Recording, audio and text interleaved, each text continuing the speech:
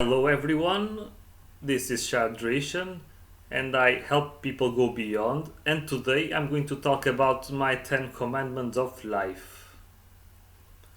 So, I there was one of these days where I thought I sometimes I tap into those higher frequencies, like I gain so much clarity at some point, mostly during the final part of the day, and then when I go to sleep all of that fades away and I don't like it.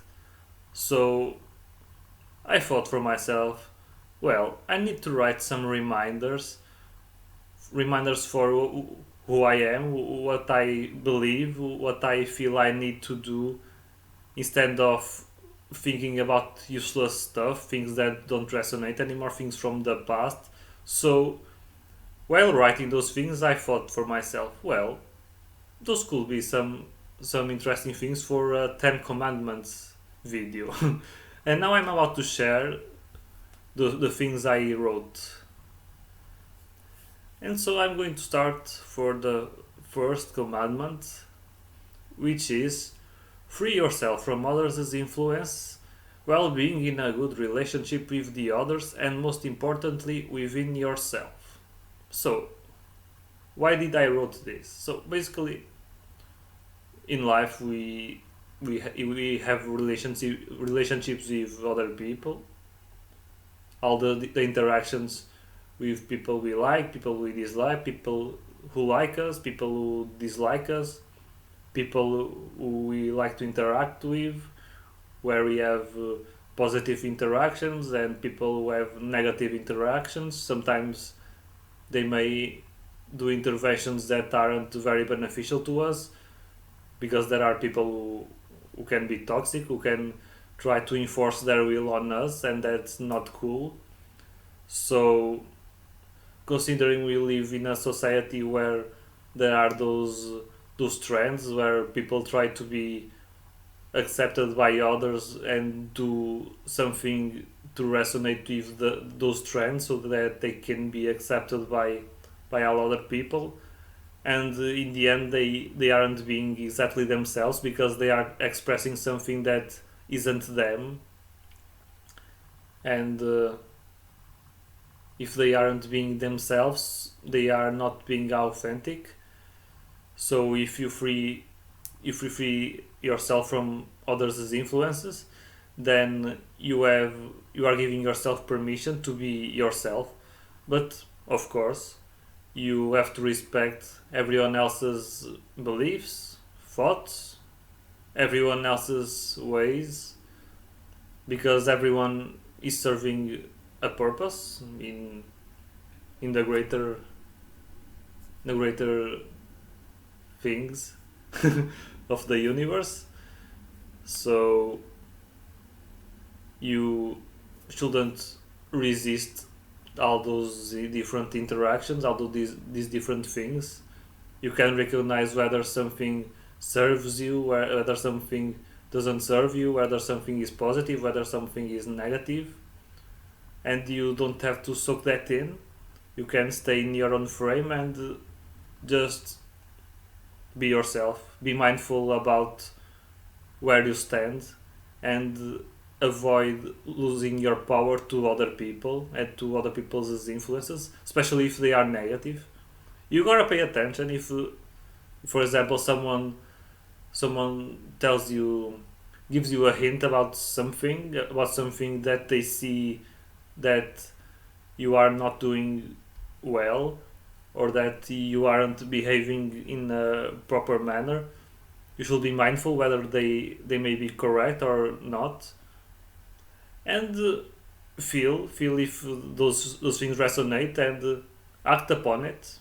And by being in touch with your own self, you will realize, you'll recognize better whether what others are doing and saying are something that you should do to yourself, or they aren't something that resonates with you. So if they don't, drop it.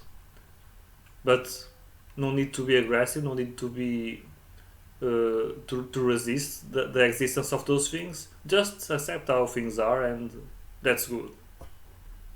The second commandment is Money is energy. Where attention goes, energy flows. Thank you, Arashti Bazaar.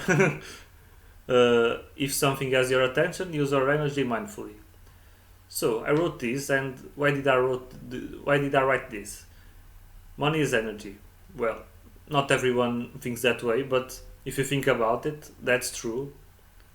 In modern society, people go to work, and in the end of the month, they get their money.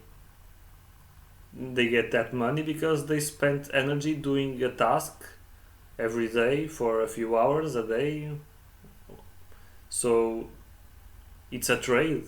You trade your own energy for something of value, for money, and you can use that money in exchange of something that is valuable to you.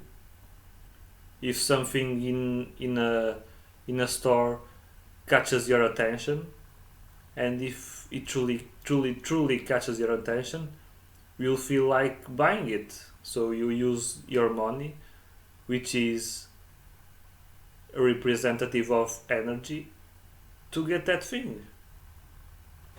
But you gotta pay attention. You should avoid spending your money too much. You don't want to see a zero in your bank account.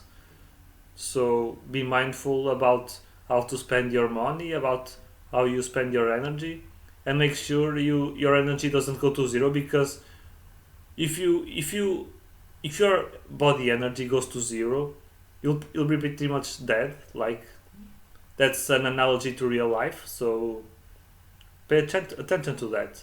Make sure you spend your energy wisely, and keep a reservation of energy for later. That's how you manage money. That's how you manage energy. The third commandment I wrote is be fearless. Avoid being reckless though.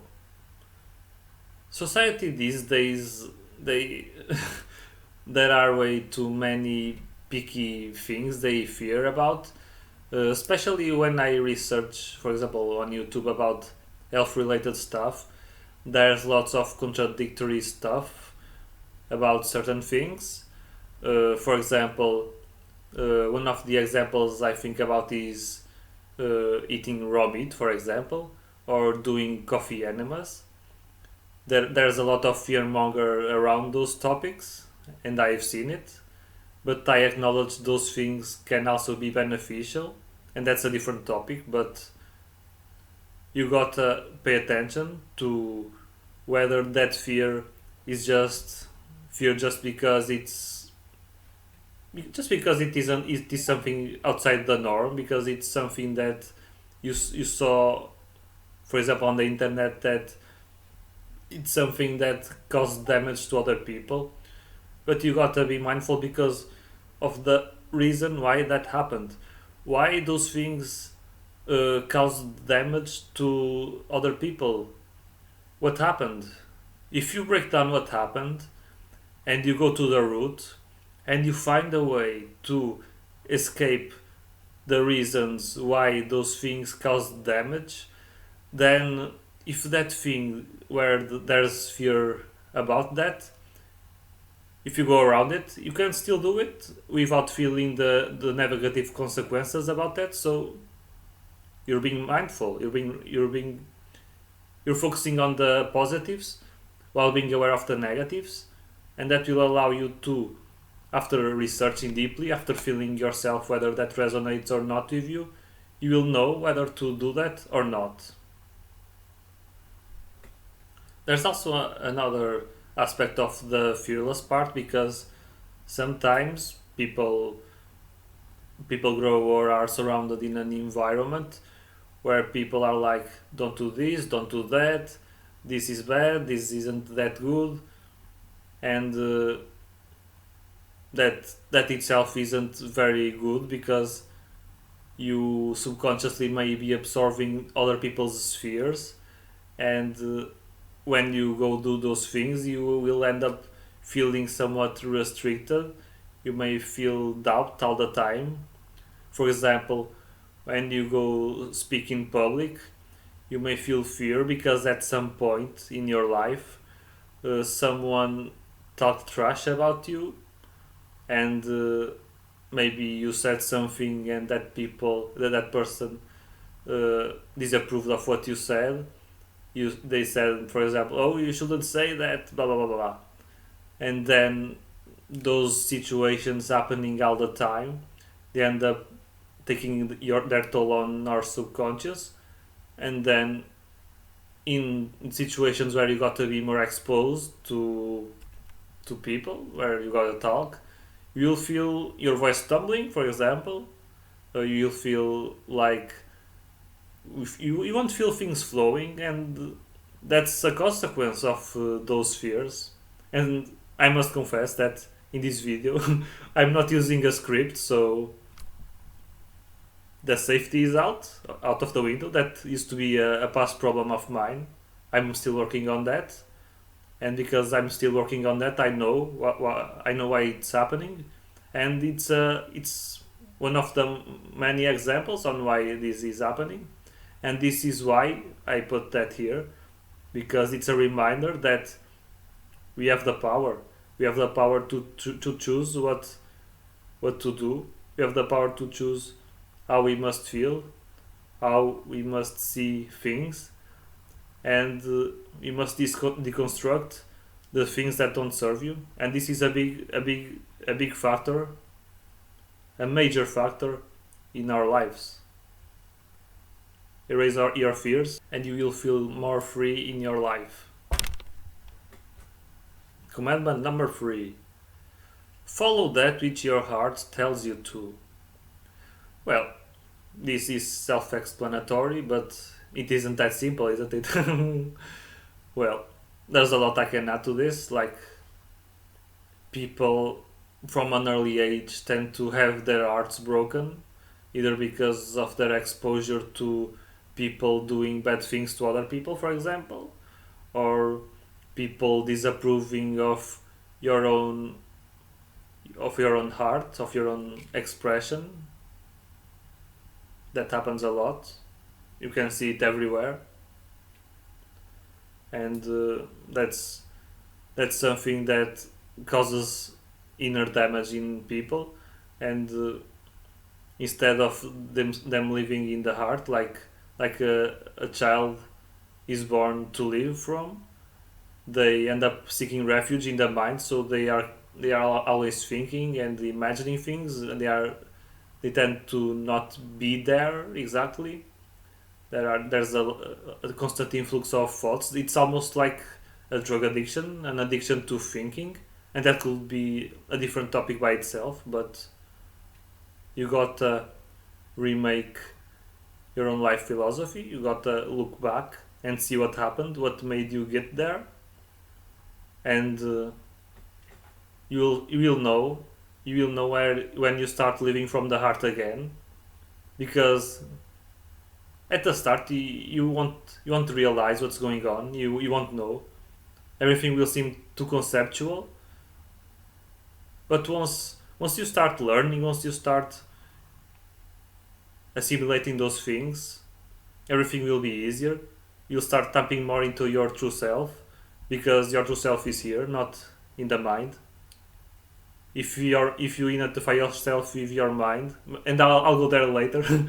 There's another commandment, but I can give a little preview. If you identify with your mind, it's like if you are identifying yourself with the computer you have at home, because it's like an AI, but it's an organic AI. It learns. You teach it by observing. You teach it by programming it some files, and it's useful. It's useful to solve problems the same way you solve problems on a computer. It's a tool, very useful tool. It's a very, very powerful tool, but that's not you. That's just a part of you, but it's not you at all. So you are the heart, of course, not physical heart. And then the heart just pumps blood, but it's, look at the expression. There are many expressions that make the analogy into the subjective and the non the, into the there are many analogies that mix the subjective with the objective. For example, heartbroken, I'm sick of my stomach, and other things that relate to organs and stuff like that. There's a reason why those expressions exist, and it's because it's all related, and it's something that you gotta learn, and it will bring more awareness into your life. And the heart related part, it's a major part. And also, I got something in my mind to talk about that. Why do you think there are so many people with heart conditions or circulatory problems in general? It's not just because of them eating bad foods or having a bad lifestyle. If you had a unhealthy lifestyle but a bad emotional state, okay, some problems will arise. They could be lighter, but if both things are not that good, then you can expect some disease to happen, and it happens. You see it everywhere. Heart's broken, the physical side of life being somewhat broken as well. Two negatives create the negative, the disease, and you gotta pay attention to that. And once you heal, and that's yet another different topic, but if you heal the physical, then the emotional may start healing as well. And if you heal the emotional side, then the physical will follow as well, because mind follows the body and body follows the mind. It's all analogies that have useful practices, and you can learn from that, and that's very useful. Commandment number 5: your body's sensations will tell you what to do. Then again, once you start deconstructing your life paradigm, you'll start knowing more what's this about. And I mean, there are some basic things where you feel every day, like when you're thirsty, when you're hungry. That means, okay, I'm thirsty, that means I need some minerals, I need water. If I'm hungry, I need food. If, oh, this one is nice. If I need sugar, I, oh, I mean, yeah, if you crave sugar, will you take sugar? Are you sure that's something your body craves? Mm, I'm not sure if I have posted a certain video here. Maybe maybe it's hidden somewhere in the previous videos, but I remember that there's a certain parasite, not a parasite, it's a bacteria, Candida. Candida feeds on sugar, and Candida can go relocate itself to the brain, for example, and it can send signals and make you think you are craving something when actually it's not you craving that, it's the bacteria. And well, that's you not being in your body, something else is controlling your body. That's another thing that could be in these 10 commandments. Something like, for example, let me think about a line that could resume this thought very well. If you're not in control of your body, something else will. That's it. It's true, because your body is alive, and there's many outside influences that can take over your body. For example, thoughts are electromagnetic impulses. If you receive electromagnetic impulses from something else, for example telepathy, you're receiving a thought because you are receiving an electromagnetic impulse. So that thought isn't really yours. And even if that thought was generated by your mind, it's not yours either, because you're not your mind. Once again, same old thing. And I don't think there's anything else to add to this. So yeah, that's another thing to be mindful of. You want to clean your body, not only your body. your body, your emotions, your spirit, your mind. Everything matters because the more you clean the clutter, the more space you have for you to be in your own body and to be more present. And the more you do that, the more impact it will have in you, in your well-being, and your life will be much different from it when it was when you had all the clutter in your body. Just think about a computer. If you have lots of stuff, actually, maybe not. Maybe if I think about a telephone, a phone, a smartphone, actually both work. If you think about a phone or a computer, if the computer is full of useless files, if that memory bank isn't just a little bit empty, if it's all full, then there is no room for anything else. The system will start slowing down, being clumsy, and it won't work as well. It won't be in the flow, and that's what you want to be. You want things to flow, but if all that clutter is there, things won't flow. They won't. So if you do your inner detox, things will flow. The more you do, the more it will flow. But it can be a long process because and that's yet another topic. But the environment, everything around you has some trash that goes into your body just to mess it up. So it is useful to clean it up at least once in a while, physically, so you can have an healthier life. And now we go to the second half of the video, the sixth commandment, and things are getting good. Oh boy. Next commandment. Live life as if it was a video game, but again, be mindful about it. I watched a video a few days ago about Julia himself. He's a good YouTuber. I like him.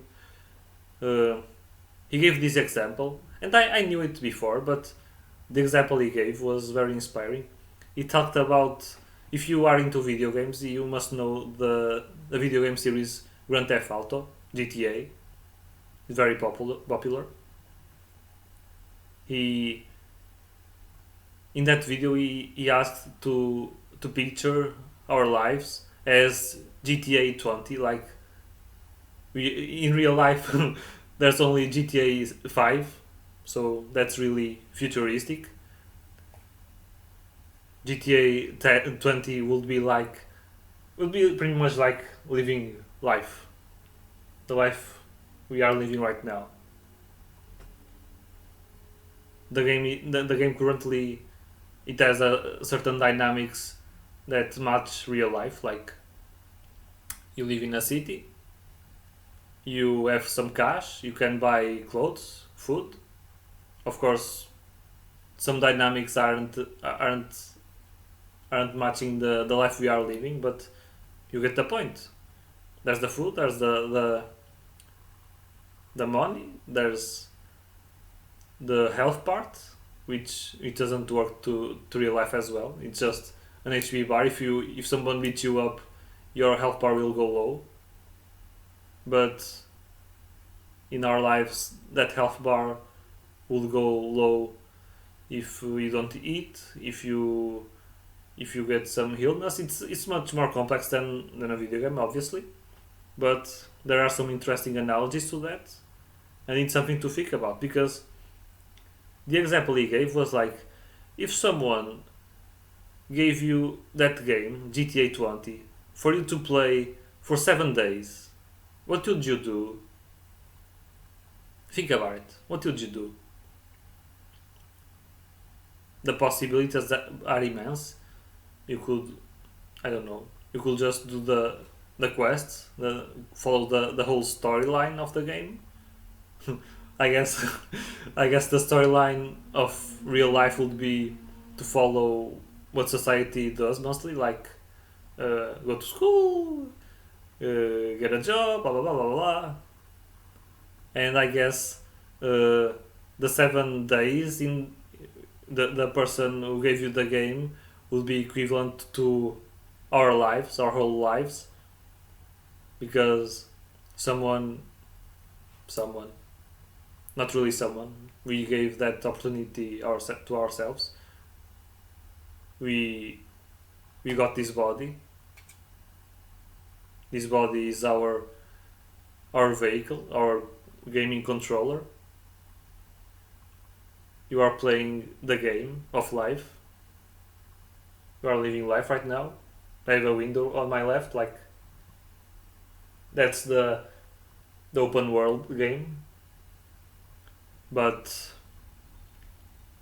how do I choose to live my life? How do I choose to play my game? Because I have a limited time to play this game.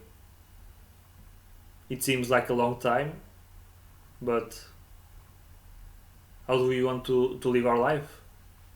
Do we want to follow the storyline? Do we want to explore? Because if we explore, like we only have 7 days to play the game, the GTA 20. Maybe you don't want to bother following the storyline. Maybe it will take you too long. Maybe it isn't interesting for you, so you prefer to explore.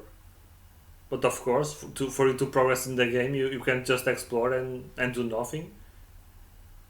Reminder that in that game, if you if your health bar goes down, you lose. There's no response here. You can't die and then come back. I mean, in a bigger picture, you can, but that's not the point. Just this iteration of the game. 7 days, which equal to our whole lifespan here on Earth right now. So you go explore. Your health bar goes down because you need to eat, you need to drink, you need to rest, and you need the money. You need to get the money. That money will provide you ways for you to rest. I mean, you can sleep on the floor, wherever. If someone attacks you, that's another thing. It can happen. Uh, there's the food. You need money, of course, for you to buy. You can also experience that in a different way. You can go, and I don't recommend this, but you can go rob a shop. Interesting enough, that game is a lot about some shady things, but you know the drill. The thing is, you can explore the game however you want, but you got to be mindful. Like I said, live life as if it was a video game, but again, be mindful about it. That's being mindful, making sure you take care of yourself while not hurting others. And when I say while not hurting others, I mean if someone wants you to live your own life in a certain way, like if you say no to that, that's their problem. That's not your problem. You are the one in control. No one else is. Of course, you may feel like you have certain obligations to do. For example, if you have children, of course you have to take care of them. It wouldn't be in your best interest and neither in their best interest for you to walk out on them. What you don't want others to do to you, you don't want to do to others. This is huge. So basically that's it. If you are free to explore this whole video game however you want. But then again, the conditionings of the mind, the conditions you believe you have in your current life, are holding you back from tapping into that, because that will be the perfect life, like living your life as a video game. When you are playing the video game, you don't have you don't really have any blockages in your mind. You aren't thinking, oh, I must do this, then I must do that, then blah blah blah blah blah. Yeah, I have to do blah blah blah. Like that's out of the window. Like, okay, you want to do something, you go do it. That's all. You want to go to change your clothes in a shop, you go do it. If you have money, then sure, you can go. But it's a very dynamic thing, and if you let go of all of your mind's thoughts, all of your restrictions, your limiting beliefs, you basically tap into this, living your life as if it was a video game. And then again, sometimes there's in some games there's that menu where you have that. For example, if you are stuck in some part of the game, sometimes the game gives you hints on what to do. Oh my, this is huge. Uh, it gives you hints on what to do, and those hints can either come from suffering, because I've heard this line from a YouTuber, Feel Good. It is I heard them saying that rejection is redirection. Suffering is a form of rejection because you're feeling the pain. It's your body saying, or your emotional body saying, okay, this isn't good for me. This is hurting me. So if I stay on this path, I'll get hurt. It will be harmful for me. So I better go to a different direction, and maybe things will work out better for me if I go that direction. So that's what you'll do. I mean, you can stay in the path of suffering, but then that suffering will increase drastically. It will increase until it's too much. And then you can do many things. You can, I don't know, you can go get drunk, forget all of these things, and go in a downward spiral. You can, once again, do a drastic change of direction, because the more you suffer, the more there is the need to go into a different path, and the more suffering there is, the bigger the opportunity there is for you to do that inner change within, and that brings lots of positive changes, lots of opportunities. It's good.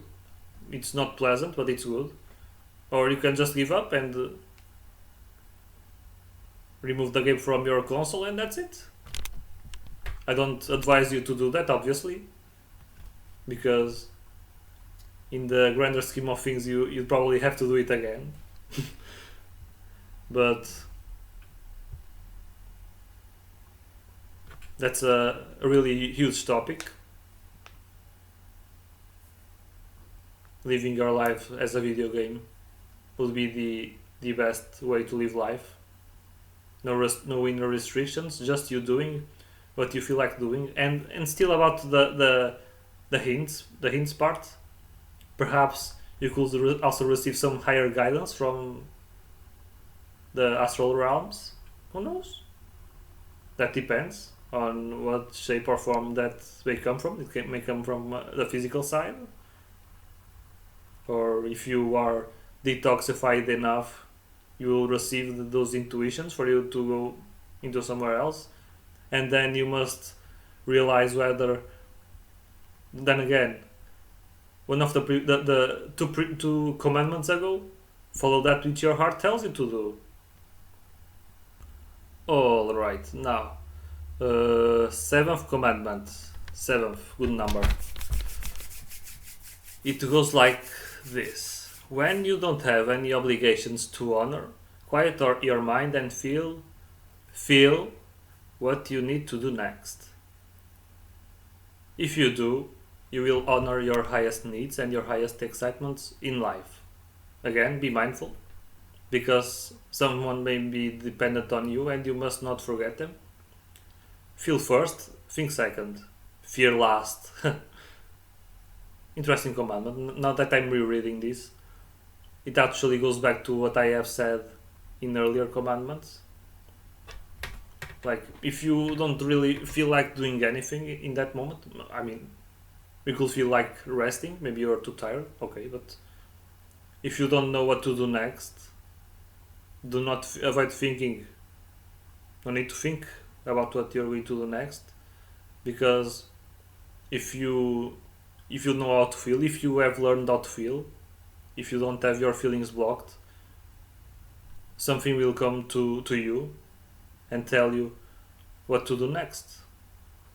That may be something that meets your highest needs, like you have certain goals, like what can I do in this exact moment in life for me to get closer to them. And even actually, that's a nice thing. If you don't feel like doing anything, you can ask yourself those two questions. One is the one I said now. What is it that I can do right now for me to get closer to my higher goals? Uh, and when I say higher goals, it could be higher excitements, the things that you truly feel like you want to experience in life. Or you can do the same question, but instead of your highest goals, highest excitements, you can act upon those things that are hurting you the most. What is it that is bothering me the most right now? What can I do about them right now? Act upon that, and you will be acting according your your highest. You're aligning with your highest purpose right now because you are acting upon your highest excitement, what your heart feels like it needs to be, and you are acting upon what is hurting you the most, which is pretty much leading you to the same things because problems are opportunities. If you have a big problem, you have a big opportunity for you to discover something either inside you or outside of you. But in the end, inside that outside, it's just something that are two sides of the same coin because the outside reflects what's in the inside. So all paths, different paths, lead to the same place. You can either go to Rome in a straight curvy line, or can go around the globe in the same straight line. But instead of going through the smaller radius, you go from the the largest one. Eighth commandment. This is such a long video, wow. Getting good, getting even better. So, eighth commandment. Observe your thoughts. Because they aren't really yours. You're not your mind. You are peace.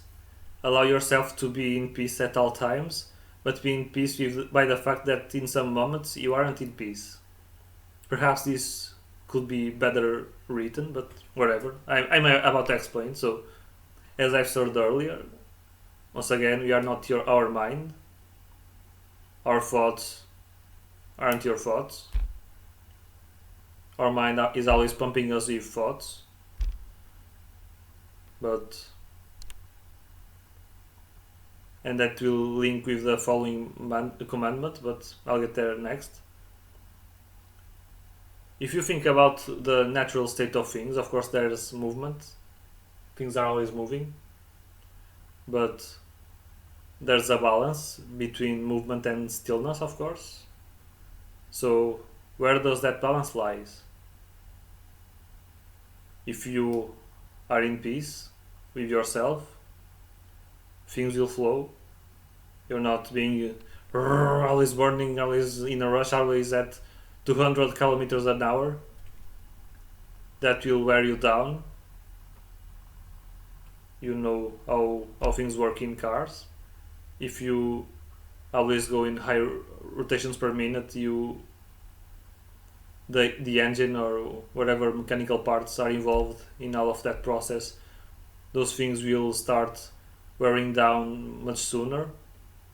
But if the vehicle goes more calmer, like at 50 kilometers per hour in an urban environment, like you are not racing in the highway or somewhere else appropriate for that. If you go slower, the things will last longer. So you need a balance. And if things go out of balance, you'll feel the impact. For example, people relate going too fast with stress, and with stress, for example, those Ayurvedic Pitta energies, Vata Pitta, end up burning your scalp. You'll end up getting your hair falling down. It feels like you have hair in the sides and here on the top it's bald because that steam, that heat is burning is going to the top. What's hot goes up, what's cold goes down. So, but all things are a cycle, of course. There's moments of stillness, there's moments where things aren't still at all. If at in some moment you are in peace, but in other times you are not, like it's a struggle, okay. It's a cycle, but you must accept the fact that in a certain moment you are not in peace, that you have some conflicting emotions, for example, or you are mourning the loss of something or someone.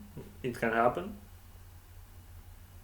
But if you avoid resisting that which is, if you avoid resisting what happened, like you can't do a damn thing about it. If things happen, they happened. You can't go back in time and change things. And in some time in the future, you know you will live as if things, okay, they happen. I moved on. That will happen at some point. It may take more or less time, but you know it will happen. For your own sake, for everyone's sake, it's something that needs to happen, and it will happen. And if you have that in mind, then that will help you get there sooner, because you know that that is something that aligns with your highest interests, and it is something that will naturally occur. So by having that awareness, of course you will go through the whole process wherever you are feeling, but if you resist that feeling, just won't go away, it will just damage you. That's not good. So allow yourself to feel, no matter if the feelings are really damaging, but if you resist them, it will be even worse. So why even bothering resisting? I know it's easier said than done, but I have experience in resisting what is. I speak by experience. So you know what to do now. Avoid resisting. Allow yourself to process things. And then as you live your life, things will naturally fall in place, and you'll start living your life in peace again, in peace about what happened, and that's it. And if some thoughts arise that represent any part of what happened, and that okay, I can do the transition now for the next the next commandment. Like, your thoughts are visitors. I'm reading the next commandment right now. Your thoughts are visitors, like that marketing guy who knocks on your door all the time, annoying you, yet he doesn't talk. He's like a baby. With a baby he cries. The baby cries. He doesn't talk. Same situation. But in this situation, the guy just keeps coming knock on your door. The thoughts keep coming sometimes. Come right now, then come 20 minutes later, for example. They keep coming until you figure out what those thoughts need, what they are there for you to do. If you give it to them, they will leave. If you figure out what they need you to do, they will leave. That's for sure. I've had this experience not long ago. It was a major release for me. I spoke my mind to. I had thoughts about conflicts and stuff like that. Stuff I felt like I had to tell people. I felt guided for me to speak my mind, to express myself, and express myself in a way that would express every single thing I felt like saying. I expressed that to the people I wanted to see that. The thoughts vanished. I grew from that. The thoughts left. I became more peaceful inside. So that's the same thing. You won't be thinking about the same thoughts all the time. You may and that relates to yet another commandment, like the Which one was it? Uh, it relates to the video game part, if I recall correctly, or the obligations one. Yeah, the obligations one, 2 commandments ago, where you quiet your mind and feel what to do next. Like, if a thought comes to mind, for example, a desire for you to, I don't know, maybe you are thinking a lot about this next this next video game that's about to come out.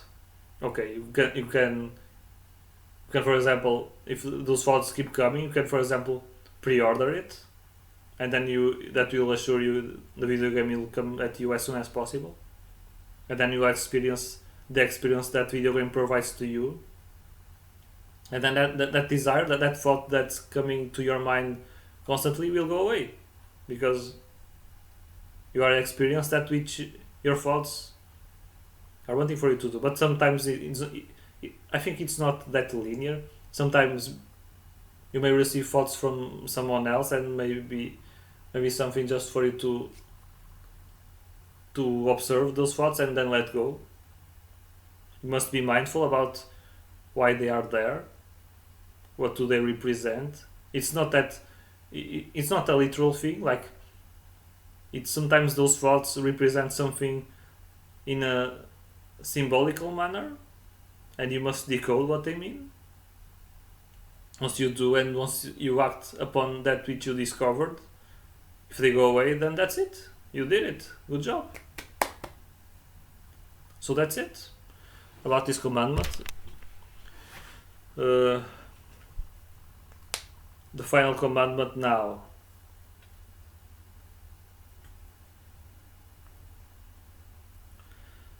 Now, 10th commandment, the final one. Learn how to survive by yourself. Build your own paradise.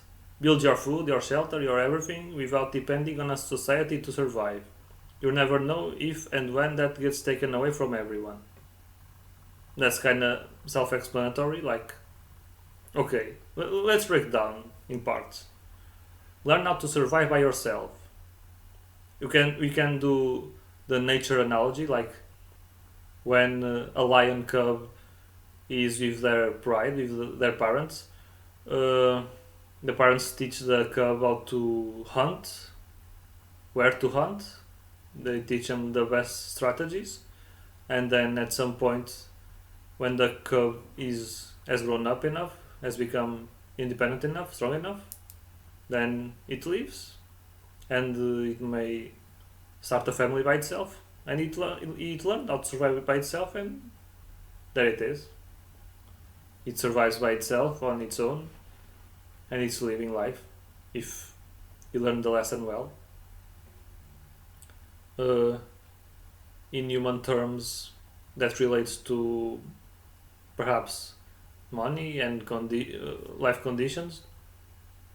If you have money, you can, and after, I mean, not really. I'd say in teenagehood you already know what to do in life, how to survive. I don't think during teenagehood you'll be studying in normal circumstances. Then you can, after you finish the studies, you can decide whether to study yet again, and then you can stay in dependency mode a little bit more, or you can study and get a job, do 2 in 1, or you can skip the extra studying and go just for a job right away. And once you get enough resources, you'll go survive by yourself. You go to rent an apartment, for example, and there you go. You are doing it. The building your own paradise part is, of course, you have your goals. You know what to do. You know what you want. You know what are your biggest needs. You know what you need to work on. What gives you more pain. What gives you more excitement. You look at those things. You act upon them, and at some point, if your desire is strong, even if at some point things crumble down, you'll get back up again, and maybe somewhere along the way things will change. You never know. Life is full of surprises. And about the next sentence, build your food, your shelter, your everything without depending on a society to survive. That has a lot. That seems simple, but it's deep. Like there's a system where we can go to the groceries shop and we buy food. We can get everything somewhat passively. We don't have to hunt. We don't have to do much. We can get a job and that's it. We get the money, and with the money, the energy, we buy things. But we see, for example, political conditions being unstable in certain places. There are wars, there are everything, there are those stupid shit everywhere nowadays, and you never know if where we'll go. And there's also the technology side of things, because everything now relies too much on technology. What if that technology is taken away from us by some reason? Things crumble down just by itself. Because let's say that for 1 year or 1 month, let's say that for 1 month communications using phones and the computer, internet, they all crumble. How will things flow? How will the producers give food to the supermarkets to sell? All that chain, that there's a major lack of stability, and that will force people to enter survival mode, and that's too bad. That's something really terrible. And but if people worldwide would do what this line said, like building your food, your shelter, maybe shelter isn't needed. Shelters won't crumble down unless they are destroyed by some reason, but especially food and water. If everyone had the chance to grow their own food and be self-sustainable with that alone, things will be much different in the world, and perhaps even better. Perhaps there will not be such hierarchies of in society. There won't be. Maybe there will be poverty. Some people could be unable to build their own food, but there will be people. But there wouldn't be people with lots of money. There will not be corruption. Like you know what I'm talking about, probably. The corruption you see on mainstream media, that will be gone, because everyone will pretty much be somewhat on the same level. So yeah, it seems something important, even if you do just for fun, to see things grow, and sometimes you eat, and you can even save money that way. For example, you buy a tomato and you plant a tomato seed in a pot. You take care of the plant, you watch it grow, then the tomatoes start growing, and you pick them up and you eat, and in that way you save money by not needing to go to the supermarket and buy some tomatoes. Simple. And what else? Yeah. Last sentence, you never know if and when that gets taken away from everyone. Yeah. You never know. But I know one thing. I know this is it for this video. Those were the 10 commandments of life. My own 10 commandments of life. 10 commandments I want to be reminded of. And I want you to know as well, because I feel they are important for everyone. I could add more, of course. But for me, for my current circumstances, I find those the most important right now for me to act upon them. Maybe that will serve you well. And okay, I hope you enjoyed this video. Really long video. Considering this video wasn't scripted, probably I won't do videos as long as this one in the future, but it was fun to do. Leaving the comfort zone of a script, very cool. And have a nice week, day, month, whenever you watch this. Have a good time.